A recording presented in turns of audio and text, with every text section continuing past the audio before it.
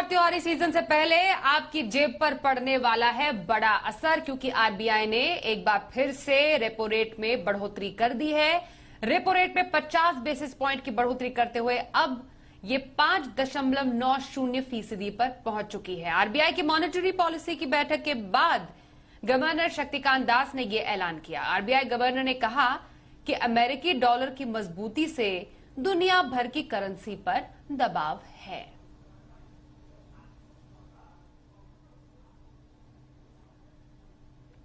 और हमारे साथ हमारे सहयोगी ब्रजेश कुमार है। ब्रजेश, जैसा कि अनुमान था कि रेपो रेट में बढ़ोतरी होगी, हुआ भी कुछ वैसा ही और प्री कोविड लेवल से ऊपर ही हम देख रहे हैं। यहां पर ब्याज दरें पहुंच गई है। रेपो रेट बढ़ने का असर क्या होगा?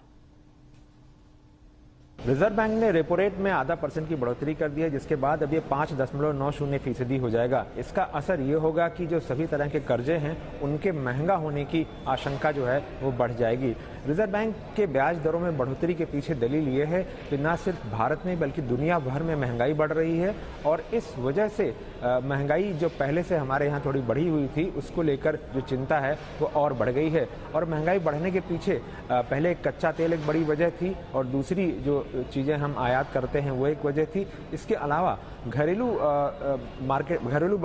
हालात में अगर देखें तो जिस हिसाब से मॉनसून के लौटने में देरी हुई है, बहुत सारी जो फसलें हैं उनके लिए नुकसानदायक हुआ है और इस वजह से महंगाई की चिंता थोड़ी और बढ़ जाती है। रुपए के बारे में जहां तक रिजर्व बैंक का नजरिया ये है कि वो कोई लेवल नहीं देख रहे हैं कि किस लेवल पर जाकर रिजर्व बैंक दखल देगा। जब भी बहुत ज्यादा उतार चढ़ाव होगा तब रिजर्व बैंक दखल देगा। नकदी को लेकर रिजर्व बैंक का नजरिया यह है कि नकदी की फिलहाल कोई कमी नहीं है और ग्रोथ को सपोर्ट करने के लिए जो भी नकदी की जरूरत होगी वो नकदी सिस्टम में मुहैया रहेगी।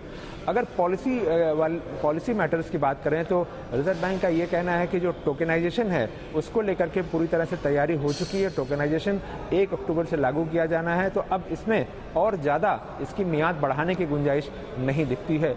बैंकों के लिए जो प्रोविजनिंग का नियम होता है, अभी इनकर्ड लॉस बेसिस पर प्रोविजनिंग होती है, अब एक्सपेक्टेड लॉस बेसिस के आधार पर प्रोविजनिंग करने का नया नियम लाने पर विचार किया जा रहा है। इसके अलावा डिस्ट्रेस्ड असेट्स के लिए जो सिक्योरिटाइजेशन फ्रेमवर्क है वो लाने की बात हो रही है। साथ ही जो क्षेत्रीय ग्रामीण बैंक हैं उनके ग्राहकों के लिए इंटरनेट बैंकिंग सुविधा लाने पर विचार किया जा रहा है। साथ ही जो ऑफलाइन पेमेंट एग्रीगेटर्स हैं उनको भी रेगुलेशन के दायरे में लाने की बात रिजर्व बैंक की ओर से कही गई है। बहुत धन्यवाद करेंगे आपका ब्रजेश।